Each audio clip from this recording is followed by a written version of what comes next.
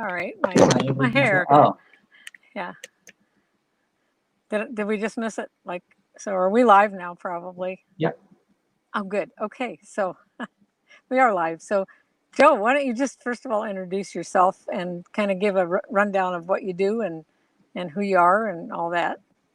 Sure. So, Joe Willard from People's Emergency Center in Philadelphia.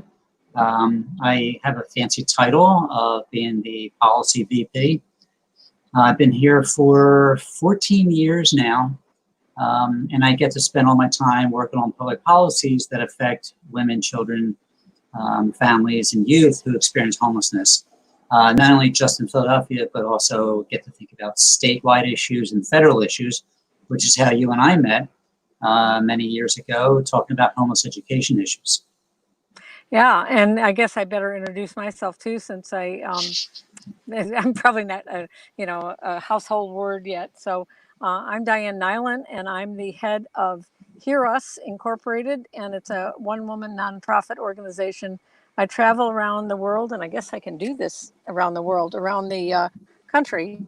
Probably not the world. Well, I do sort of do the world, but You did do the I world, live in right? I this. remember you. Yeah, I Yeah. do. Yeah, yeah. So I live in this van, and I'm here in Pennsylvania being a part of this event, the Sleep Out event, because I believe in the activities and the actions of the advocates here in Pennsylvania. And so I'm happy to be chosen to interview Joe, because I do have known you a long time, and it's just good to see you even from afar. So hmm it, I guess, Joe, we started talking about it before we were live, but the whole thing of the heat wave and COVID and homelessness, it's just kind of one of those things that's leading up to a perfect storm. So I'm hoping that you can just give a sense of what's happening in the Philadelphia area, and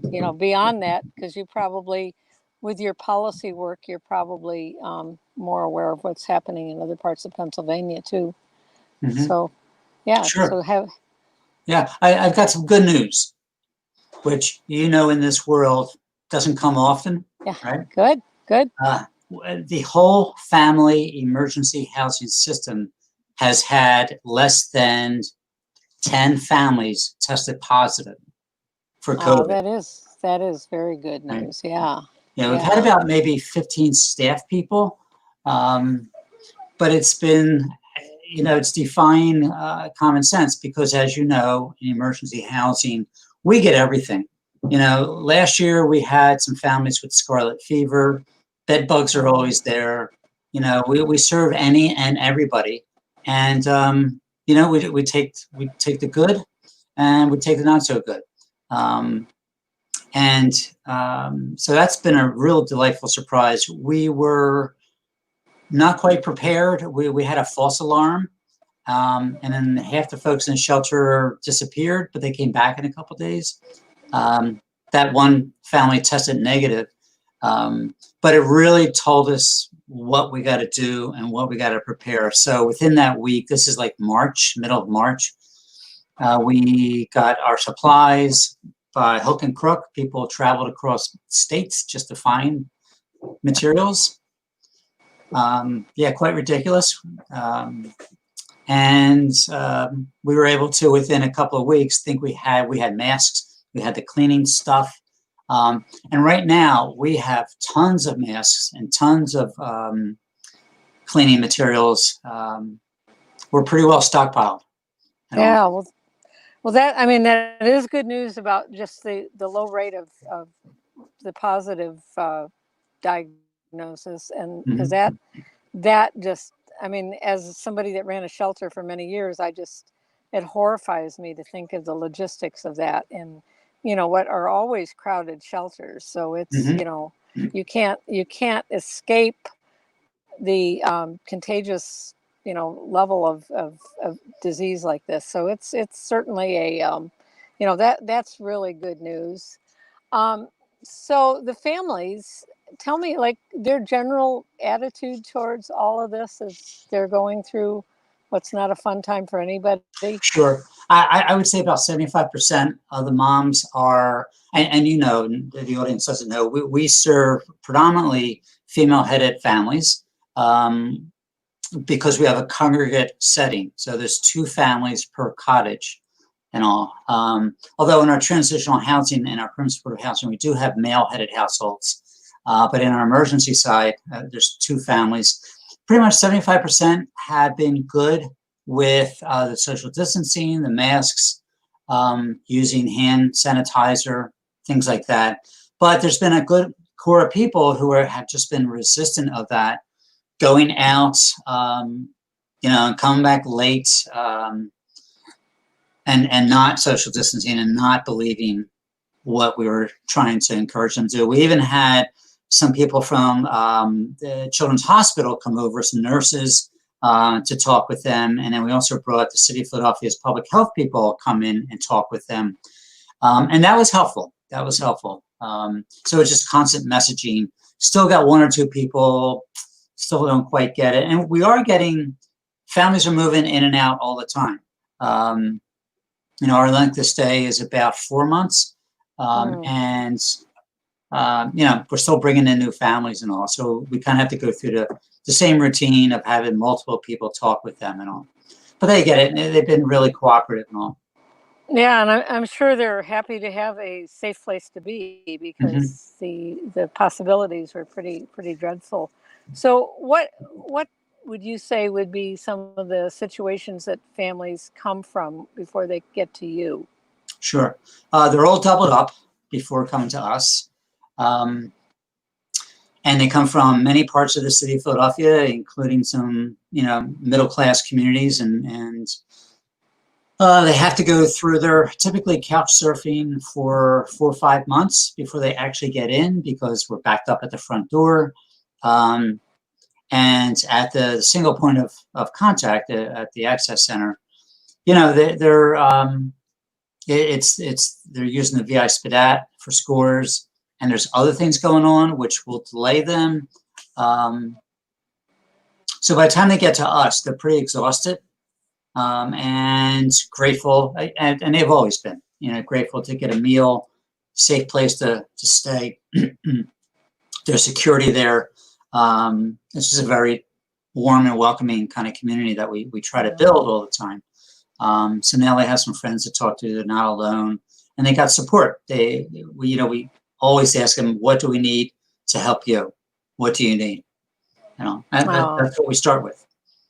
Yeah, that's such a refreshing change from some places that they might end up. And I guess I also can't help but think about the kids. And you've got kids from all ages, I would imagine. And, they've gone through months without school, so that structure was gone. And what are some of the things happening with kids, good and bad? We were not prepared for that in March and April. The school district did give out Chromebooks to kids, and that probably took to the end of April. But then again, we didn't really have strong Wi-Fi for everybody, and that was true throughout our whole system. Luckily, and I think the good people at the Pennsylvania Head Start collaboration, they were able to use money, and they supported about 80 shelters throughout Pennsylvania to get Wi-Fi, Chromebooks, hotspots, things like that. And a lot of the parents didn't have, they had 30-day deals on their cell phones, and so they didn't have data to really, even if they could tap into Wi-Fi, right? But Comcast and Verizon and Sprint, there's one other one, I can't remember. But they extended for 2 months, I think. They gave more data to all the families. So we just told all the families, you've got 2 free months of more data. So they were able to use their hotspots. Well, that certainly is really, really helpful because that's their educational access, among other things. So that's good. I have heard, though, that some of these 2-month plans have turned into somewhat of a burden for the families after the second month, and they don't have money. And I think, looking at the, long-term nature of this, it's one of those things where something's going to have to happen that's, not going to put the families in financial peril because they can't continue to, pay for the data. I don't know what's happening on that, but hopefully Yeah. something. I haven't heard much about how it is right now. I know there's another 30 days where they were extended.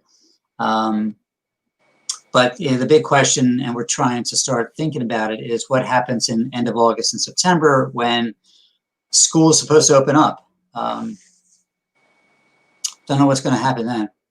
Yeah, back to school takes a whole nother level of who knows what, and I depending on what school districts people are living in, that's its own nightmare just to try to figure that out, and then throw in homelessness and yeah. Hey, you may know there's only 500 school districts in Pennsylvania, so you're going to have 500 different plans, and how do you do that? I don't know. Yeah, it's. I'm glad I'm not the one responsible for that. So the whole back to school supplies, are there things that you're thinking your kids need, or how do you go at that? A couple of things. Yeah, the last handful of years, a lot of donors have been extremely generous, and we have too many backpacks, and we end up giving them to some other shelters. We're expecting that to happen again this year, and in fact, a lot of companies have really stepped up and reached out and give us lots of resources. Diane, if you need hand sanitizer, come on over. I'll swing by on my way to North Carolina. I could fill up half your truck with that stuff. Yeah. And we got that for free. So there's just been a lot of generous people. We also have the school district coming at our meeting next month, the Children's Work Group, Early Childhood Committee. They're going to come and talk about how they're preparing and how they'll support students in school. So we're going to learn something, because they just announced, the school district of Philadelphia just announced last week what the plan is. And so there's a lot of wiggle room in there, and there's a lot of questions about, well, how are you actually going to do that are not answered in the plan. So each school's got to make it up. And that'll get complicated as students come from different districts, and they're going back to districts, and they're, oh my gosh, that makes my hair turn white. So it's don't think about it then. Yeah. I can see the hair already starting to turn white. Yeah, look, that's so. Joe, I've been reading a lot about evictions, and as we know, evictions are like the fast track to homelessness for a lot of families. And now, with people being less likely to take in somebody because they might be infected, and it's is there anything good happening as far as evictions there in Philly? In Philly, yeah, we happen to have 3 really good progressive city council people. One of whom was homeless when she was much younger in her years. That does. Yeah, it really helped. They were able to get through unanimously a package of bills, 5 of them, that extended the state moratorium for another 3 months. So that expires August 31st, and they're pledging to continue fighting that if it looks like we're not out of the woods, which means, they'll be fighting for it now. And they did some other things that they forbade landlords from charging fees for late payment or for non-payment, and a few other things like that. So that was really good. And then right after they did that, the governor then extended his moratorium on Pennsylvania. So it's we both got it until August 31st. And Philadelphia is like we're in the top 5 for evictions. So it's a real serious issue here. Yeah, and you probably have some landlords that don't necessarily comply with the law of the moratorium, and you've got the families that don't have much legal recourse to fight these illegal evictions, and that gets bad all the way around. Yeah, one of the bills, they did put money into hiring legal aid services to help those families. So that they had a program before, but now it's expanded by about 25-30%. So hopefully there'll be more paralegals and some attorneys there to help them fight that. Boy, that's a growth industry. I mean, yeah. Yeah. So do you feel like the families are getting the help that they need to fight the illegal evictions, or do you think it's just a big mountain to climb yet? Still a mountain to climb, right? Because there are a lot of ways a landlord could put pressure on them to get them to leave. And I've heard some anecdotal stories, and of course, Matthew Desmond talks about those evictions that never get filed officially, but some landlords got ways of doing it, and just pressuring families to get out. So are there tent cities and encampments? Well, yeah. We've got a couple that have been in the papers every day for the last month. And some folks have some really progressive demands on what they should do, mostly focused on the housing authority and building tiny homes, which would be good in some areas if you get that from zoning. But yeah, it was good to see they had some actually progressive ideas. But there's about 100 people down there, including some families. And the city's been having a light touch on them and not breaking up the families. At least that's what I heard from some people. Yeah, that's good, because I've heard from around in the Carlisle area that there's some, encampments, unsanctioned encampments, and families living in them. And,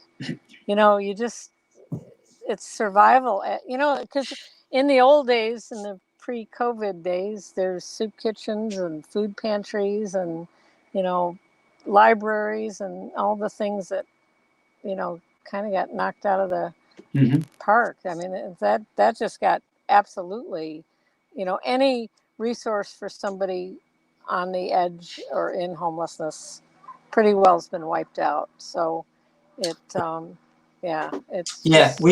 we have a food program where we would serve 100 families a week. We're now feeding 1,000. Which speaks to the demand. It also speaks that the city, one of the things they did right was they centralized food collection and distribution. And so they picked about 30 sites around the city, and we were chosen as one of them. And also a couple times a week, they drop off about 4, 5, or 6 pallets of boxed food ready to go. So families, they just walk right up, we hand them a small box, and sometimes it's a heavy box, but that's enough food for a couple days of stuff that they have to cook themselves. But it's there. We work with 4 senior citizen centers, not centers, but apartment complex, and we deliver prepared meals there. Oh, okay. Wow. Yeah, the hunger thing, those of us that still have access to food, we don't realize what a difference that makes. And it's especially families with kids, and it's like, oh, geez. I mean, I've heard some horror stories about that, and that's just, it's agonizing to think of what they're going through, and that this is not going to be a short-term thing, which is, all of our worst nightmares, and that. So, we've got a couple minutes left, but, is there anything that policy-wise that's happening, or things that we can do that could possibly help short-term or long-term? 2 things, I guess, for short and long-term, right? So, that we're heavily involved in an effort to get young children into high-quality early learning programs like Head Start, home visiting, early Head Start, good quality childcare. Well, that's been flipped upside down because the childcare system shut down. They're slowly opening up, but it's going to be slow, and a lot of parents have a lot of concerns about that. So we're still addressing it. I have a staff of 4 people. They're actually working with shelter staff and giving them worksheets, and materials that each family can use to at least address some learning going on. And actually, we got awarded a $52,000 grant from. Can I name the funder? I hope so, but probably not. Yeah. Oh, Yeah, okay, you yeah. can. Yeah. Oh, I, yeah. Yeah. You, yeah. Yeah. Okay. So it's Vanguard Strong Start for Kids and the William Penn Foundation here in Philadelphia put in $52,000 as a first round to identify age-appropriate activity kits for kids. And so we customized them for about 500 kids in shelter throughout the city. Cool. You know, Oh, that's really cool. yeah, that's some So, really good yeah. stuff and all. Yeah. Um, Yeah. But the policy issue is, Head Start and Child Care's got to somehow get the resources to be able to come back online. Yeah. So Yeah. we're talking with them about that stuff and talking to parents because parents are afraid to put their kids there. Yeah. Oh, for sure. And parents don't get to go to work if their kids aren't in childcare, and it's just the nightmare goes on and on and on. So, Yep. hopefully, hopefully, some enlightened people can do some enlightened things. So, Well, let me announce to you, not too many people know this, but we are working with our Congressman, Dwight Evans. He has agreed to have a public hearing on homeless kids and early learning programs. oh, awesome. Yeah, September Yeah. 18th. You'll get it Okay. in the newsletter. Okay. Um, Good. so trying to get Barbara Duffield to get on that schedule. Yeah. And we'll have some state leadership around the state. And hopefully we'll raise this issue a lot for a lot of communities across the city and the state. Oh, that's excellent. And to anybody that's watching this and wants to watch a Pennsylvania film, I actually don't know exactly what time it's going to be running tonight, but overnight they'll be showing the film that I made of Pennsylvania's some of Pennsylvania's most inspiring young kids that talk about what it's like to be homeless and what school means to them. And so hopefully, if you're interested in that, somewhere it's posted on the website. So And I vouch for that too. It's a fabulous, fabulous film. Thank you, thank you. It's I just watched it a couple of weeks ago just because I just needed to get some Pennsylvania feeling in me, and it's just like those kids were just so amazing, and I'm just glad that that worked out that way. So, all right, well, I think we're winding down. I know we don't have to go to the exact quarter after, I guess, because our technical person will say, "Whoops, stop talking." But I don't know. I'm kind of wiped out with this heat, and I'm glad that we're doing this event. I'll put in a plug for Pat's book. It's Priscilla, the Princess of the Park. Um, of the children's books that I've read on homelessness, and this is one that has a homeless adult, Priscilla, and has some kids, homeless and not, and how they all interact and what really happens. And it's such a realistic book, and it's so enlightening to see the thought process about homelessness. So I'm hoping that people will get their copies. They can order it from the Charles Bruce Foundation on Facebook. That'll take you through the process of ordering it, and they're 12 bucks, and it's well worth it. And it would be great to get into what hopefully won't be obsolete school libraries and local libraries, because it's a great little chapter book. And so I'm just delighted to promote that. It's a great book. I got the chance to read it, and it's wonderful. Just a Yeah, wonderful yeah, depiction of homelessness from a child's point of view, and you get to see a wonderful person living in a park, really, making the best of her life. yeah. It's just it's very realistic and true to what homelessness is for so many people. So, Mhm. on behalf of all the people who have no place to live or will soon have no place to live, we'll keep doing what we can do. And I'm just happy to see you and know that you're doing the best you can do to make some good policy that hopefully will alleviate some of the suffering. So thanks so much for joining us on this, and stay cool. Thanks, Diane. Take care. Have a good night. Okay. All right. Thanks. Bye-bye. Bye-bye.